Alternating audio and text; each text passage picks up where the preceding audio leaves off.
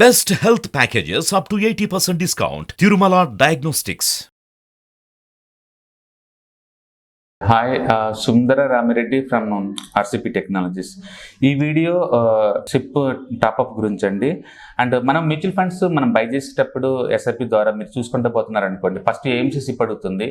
అది చెక్ పెట్టామనుకోండి, మనం బ్రోకర్ అంటే మ్యూచువల్ ఫండ్ డిస్ట్రిబ్యూటర్ దగ్గర మాడిఫికేషన్ చేయడం కుదరదు అనమాట. ఏఎంసీ కంట్రోల్కి వెళ్ళిపోతుంది. అది కావాలని చెక్ చేసుకుంటూ లేదా ఎంటీకి వదిలేసేయండి. నెక్స్ట్ ఏంటంటే బ్యాంక్ మ్యాండేట్ ఉంటుంది అనమాట.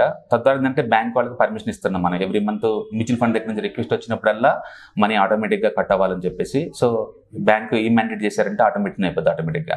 సో మ్యాండేట్ ఇస్తాం.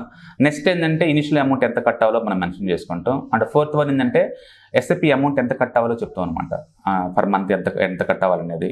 అంటే ఫిఫ్త్ వన్ ఏంటంటే ఏ తారీఖల్లా ఎంత అమౌంట్ కట్ అవ్వాలో మెన్షన్ చేస్తాం. అంటే మార్చి ఇప్పుడు ఎవ్రీ మంత్ ఫిఫ్త్ అనుకోండి, ఫిఫ్త్ చెక్ చేస్తాం. లాస్ట్ కాలం మనం చూసుకుంటే కనుక టాప్అప్ అని ఉంటుందండి. టాప్అప్ ఉంటుంది అనమాట. అదేంటంటే ఒక పర్టికులర్ టైం తర్వాత మీ ఎస్ఐపి అమౌంట్ని ఆటోమేటిక్గా పెంచిద్ది అనమాట.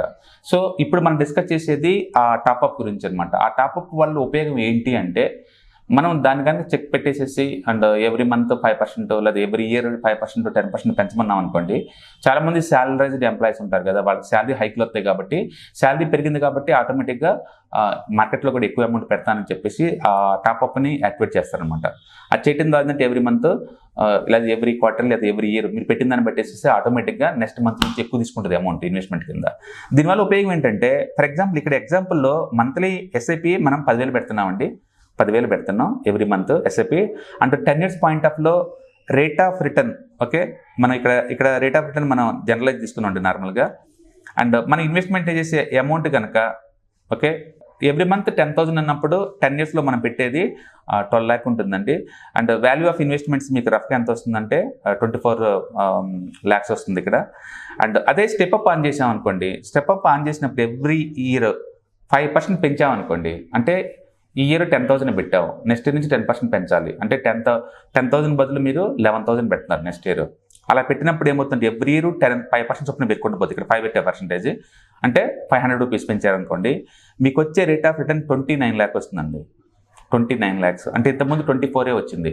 జస్ట్ 5% ఎవ్రీ ఇయర్ పెంచడం ద్వారా మీకు 29 lakh వచ్చింది.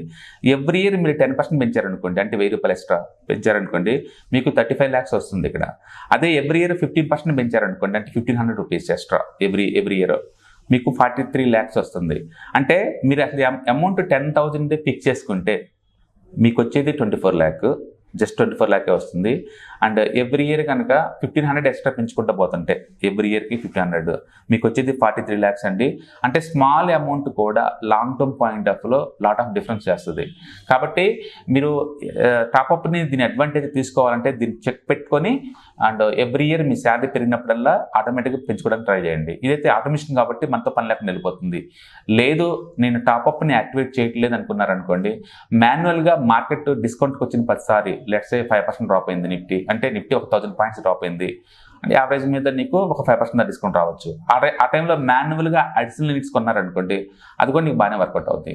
అంటే మార్కెట్లో ఉన్న వాలటిలిటీని మీరు ఎన్కాష్ చేసుకోవాలంటే పడ్డ ప్రతిసారి ఎక్కువ యూనిట్లు కొనటం, లేదు ఆటోమేషన్గా నీకు కావాలంటే ఆటోమేటిక్గా ఎవ్రీ ఇయర్ మీ శాలరీ పెరిగినప్పుడల్లా ఆటోమేటిక్గా ఎక్కువ డబ్బులు ఇన్వెస్ట్ చేయడం కోసం ఏంటంటే ఈ టాప్అప్ని యాక్టివేట్ చేయడం ద్వారా మనం ఎక్కువ రేట్ ఆఫ్ రిటర్న్ తీసుకోవచ్చు అనమాట. కాబట్టి చిన్న అమౌంట్ అయినా లాంగ్ టర్మ్ పాయింట్ ఆఫ్లో చాలా తేడా చేస్తుంది అనమాట. ఓకే, ఇక్కడ ఎగ్జాంపుల్లో మనం చూసింది 10,000 రూపీస్ పెట్టి వితౌట్ టాప్అప్ ఎనీథింగ్.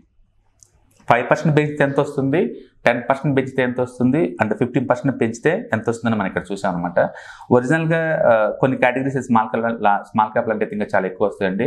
సో ఎక్కువ టైం ఇవ్వటం అండ్ పడ్డప్పుడల్లా డిప్ అప్పుడల్లా బై చేయటం, లేదా ఈ టాప్అప్ వల్ల ఏంటంటే మనకి లాంగ్ టర్మ్ పాయింట్ ఆఫ్లో ఎక్కువ రేట్ ఆఫ్ రిటర్న్ జనరేట్ చేసుకోవచ్చు. సో చాలామంది రకరకాల స్ట్రాటజీలు వాడుతుంటారండి. అండ్ బిలీవ్ మీ, ఎస్ఐపి అనేది వండర్ఫుల్ టెక్నిక్. అది మార్కెట్లో ఉన్న వాలటిలిటీని ఫ్రెండ్లీగా మార్చే టెక్నిక్ అనమాట అది.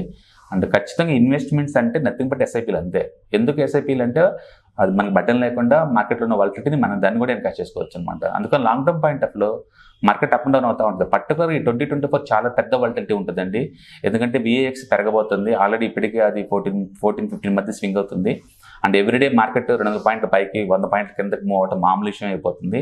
సో మనం వాలటిలిటీ జోన్లోకి వస్తున్నాం కాబట్టి ఈ డిప్ వచ్చినప్పుడల్లా అడిషనల్ యూనిట్స్ కొనడం ద్వారా మనం ఈ వాలటిలిటీని ఈజీగా హ్యాండిల్ చేయొచ్చు అనమాట.